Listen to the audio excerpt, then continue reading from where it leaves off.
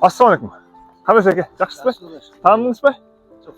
Маанилүү эмес. Эң негизгиси жеңем экөөңүздөрдүн маанайыңызды бир аз болсо көтөрүш үчүн азыр мынакей 40 жорок кинотеатрына бир киного 2 билет. Жеңем экөөңүздөр барып көрүп келиңиздер. Орозоңуздар кабыл болсун,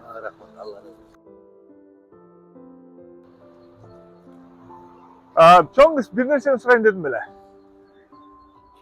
Же бир нерсени сураардан мурда сен көңүлүңдү көтөрүп киного бир билет берейин, Быйык Рамазан айынын урматына барып, кичине болсо да көңүлүңдү көтөрүп кел, Мен, Ассалаумалейкум. Кандайсыңар? Бир эле суроо.